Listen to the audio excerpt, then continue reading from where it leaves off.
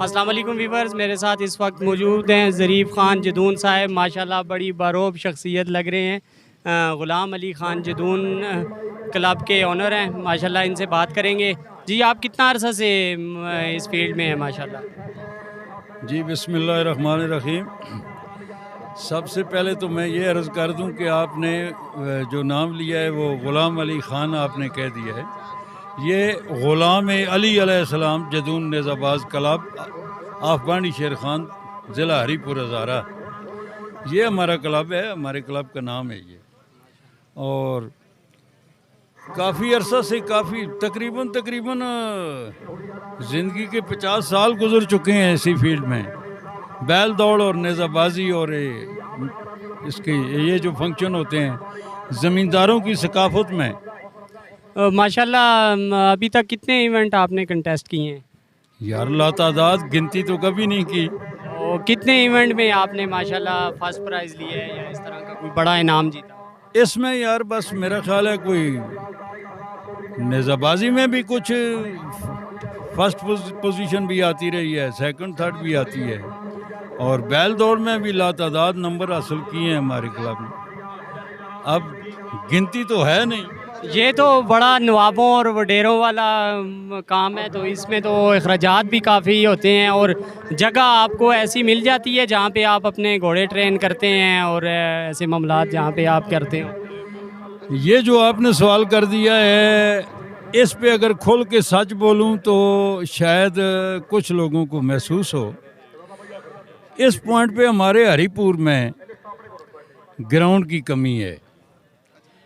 یہ جو گراؤنڈ جس میں ہم دوڑ رہے ہیں یہ کھاد فیکٹری کی ملکیت تھی، اس کا کوئی مقدمہ بنا ہوا ہے اور اس پہ کچھ لوگوں کا مسئلہ بنا ہوا ہے، جس وجہ سے یہ زمین پڑی ہے اور ہم لوگ اس میں ثقافتی پروگرام کر رہے ہیں۔ میں آپ کی وساطت سے گورنمنٹ سے یہ ریکویسٹ کرتا ہوں، مرکزی گورنمنٹ سے بھی اور صوبائی گورنمنٹ سے بھی، کہ اس جگہ کے بغیر پورے ڈسٹرکٹ میں ہمارے پاس کوئی ایسا گراؤنڈ سرکاری طور پہ نہیں ہے کہ جس میں ہم لوگ بیل دوڑ یا نیزہ بازی اور کبڈی کروا سکیں۔ اچھا، یہ تو مسلمانوں کی ایک گھوڑ سواری جو ہے مسلمانوں کی سواری تھی، جب سے آپ نے دیکھا ہے کہ مسلمان گھوڑے سے اترا ہے تو اس نے ترقی کے مناظر جو ہیں وہ اس کے بعد کوئی شاید و ناظر ہی طے کیے ہوں۔ آج کل ترکی والوں کا ایک ڈرامہ بڑا وائرل ہو گیا ہے ارطغرل غازی کے نام سے، تو اس میں آپ نے دیکھا ہے کہ گھوڑوں والے جہاں پہ بھی جاتے ہیں علاقے فتح کرتے تھے، تو اب یہ مخصوص طبقہ ہی گھوڑے رکھ رہا ہے۔ آیا اس پہ اخراجات زیادہ آ رہے ہیں، یا آپ کیا سمجھتے ہیں کس وجہ سے لوگوں نے گھوڑوں کو گھوڑ سواری کو ترک کر دیا؟ اس طرح ہے جی، ایک عرض کرتا ہوں، پہلے میں یہ آپ کی بات کا میں جواب دیتا ہوں، لیکن اس سے پہلے جو میں گراؤنڈ کے متعلقہ بات کر رہا تھا تو ہمارا گزارا یہاں پہ اچھا چل رہا ہے، یہ جو کھاد فیکٹری گراؤنڈ جو ابھی چل رہا ہے، لیکن اگر خدا نخواستہ کل ہی بند ہو گیا تو ہمارے پاس اس کے متبادل کوئی ایسا گراؤنڈ سرکاری طور پہ نہیں ہے۔ لہٰذا میں ریکویسٹ کرتا ہوں کہ اسی جگہ کو ایکوائر کر کے، گورنمنٹ کے پاس کیا کمی ہے جی، تو یہ متعلقہ جو مالکان لوگ ہیں ان کو کوئی پیمنٹ کر کے اس کو ایکوائر کر کے تو یہ گراؤنڈ کے لیے پکا مختص کر دیں، اگر تو ہمارے آنے والی نسلوں پہ اور زمینداروں پہ ان کا احسان عظیم ہوگا۔ اب آ گئی بات آپ والی کہ آپ نے کہا کہ جب لوگ گھوڑوں پہ سوار ہو کے کرتے تھے تو ان کو اللہ نے بڑی فتح عطا کی ہوئی تھی، اور جب گھوڑوں سے اترے تو پھر اچھے نہیں رہے۔ ایسی بات ہے، جہاں تک گھوڑے کا تعلق ہے تو گھوڑا حضور صلی اللہ علیہ وآلہ وسلم نے خود بھی پالا بھی اور دوڑایا بھی، اور جنگوں میں گھوڑے استعمال ہوتے تھے، اور گھوڑا وہ جانور ہے، اس کی تعریفیں اس کے متعلق اللہ تعالیٰ قرآن میں بیان کرتے ہیں۔ صورت ہے اللہ تعالیٰ نے قرآن میں اللہ اس کی قسمیں اٹھاتا ہے، والعادیات ضبحا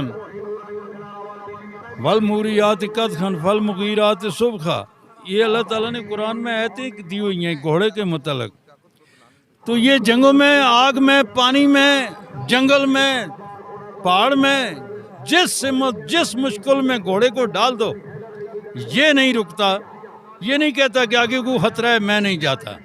جی بالکل، کتا اور گھوڑا جو ہے سب سے وفادار جانور ہے۔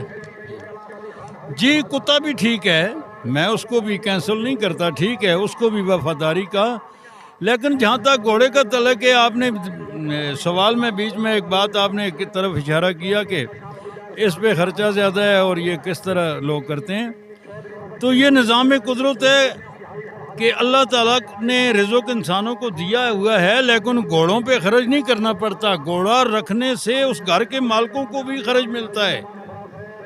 اس پہ کوئی غور کرے تو گھوڑے پہ خرچ نہیں ہوتا. گھوڑا رکھو تو ساری فیملی کا خرچ خداوند تعالیٰ گھوڑے کی وجہ سے دیتے ہیں.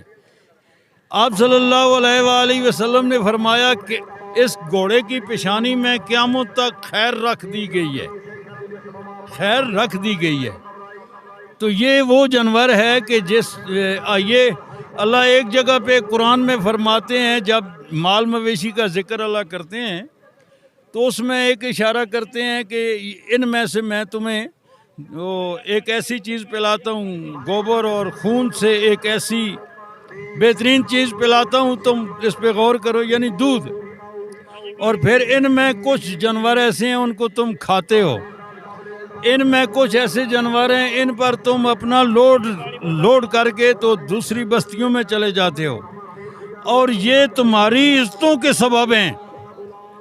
یہ جو پوائنٹ ہے اس پہ اگر کوئی غور کرے تو اللہ تعالیٰ نے ان جانوروں کو کہا ہے کہ یہ تمہاری عزتوں کے سبب ہیں.